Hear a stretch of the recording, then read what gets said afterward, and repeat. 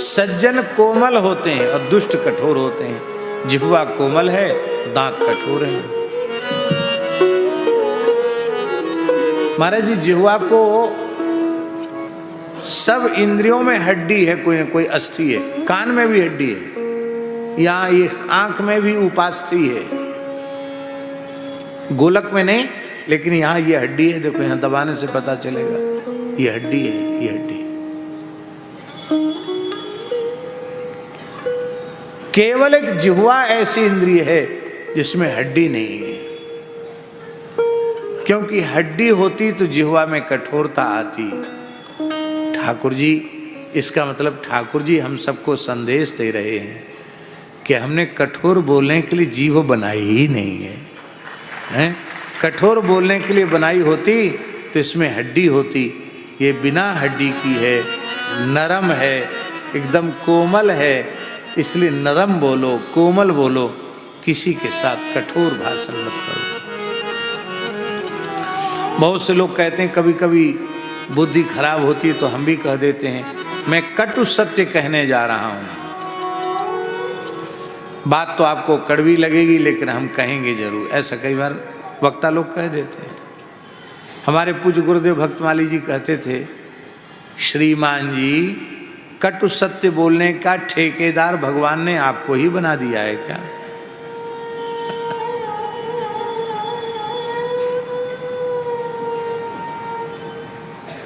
एक बात तो ये कहते थे महाराज जी, दूसरी बात ये कहते थे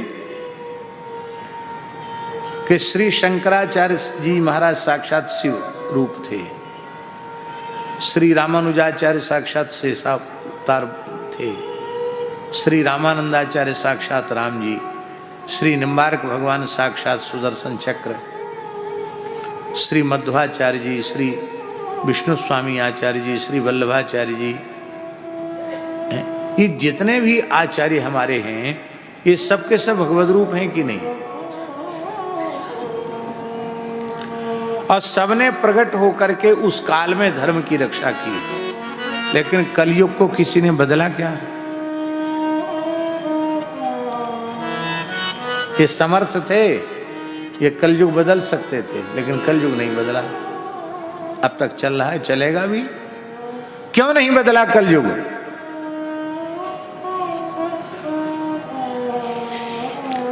क्योंकि कलयुग भी भगवान का बनाया हुआ है। इसलिए श्री राम प्रसाद जी महाराज उन हमारे आचार्यों ने कह दिया कि हम कलयुग में पैदा होने पर भी तुम्हें सतयुग में रख सकते हैं, ये कला तो हमारे पास है, युग हम नहीं मिटाएंगे। इसका मतलब है संसार की बुराई खत्म करने का बीड़ा मत उठाओ, पहले अपनी सफाई करो, पहले अपनी बुराई खत्म करो।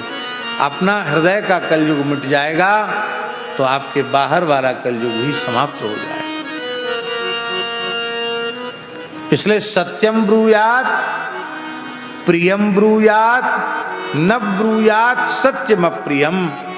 सत्य बोलो, प्रिय बोलो, अप्रिय सत्य को मत बोलो।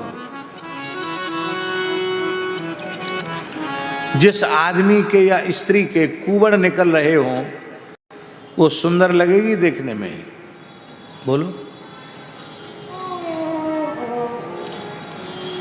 और कुब्जा के जो मथुरा में जिसने भगवान को चंदन लगाया, कुब्जा, उस कुब्जा के एक कुबड़ नहीं था व्यास जी, उसके 3 कुबड़ निकल रहे थे। इसलिए सुखदेव जी ने उसका नया नामकरण कर दिया, त्रिवक्र नामा। 3 जगह से टेढ़ी थी और उसका घिसा हुआ चंदन कंस को बहुत प्रिय था।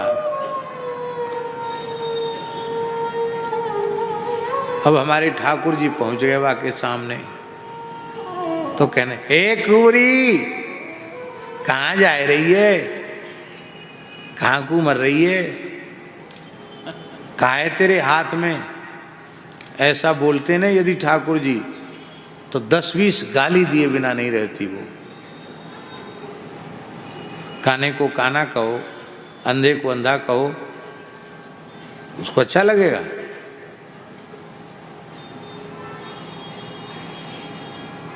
ठाकुर जी ने क्या कहा? सुंदरी कहा। क्या कहा? उस कुबड़ी को ठाकुर जी ने सुंदरी का, सुंदरी तुम कहां जा रहे हो भैया, कहां थे सुंदरी है गई है। पर बोलना सिखाते हैं भगवान। मैं, अरे सुंदरी ये चंदन लेकर कहां जा रही हो? तो उसने क्या उत्तर दिया? दास्यस्म्य हम सुंदर कंस सम्मता। हे सुंदर, मैं कंस की दासी हूं। तुमने सुंदरी कहा तो उसने तुम्हें सुंदर कह दिया, और वो कहते कुबड़ी तो कहते तुम अपनी तरफ से, तुम भी तो 3 जगह से टेढ़े हो, तुम कौन से सीधे साधे हो। बोलो भक्तवत्सल भगवान की।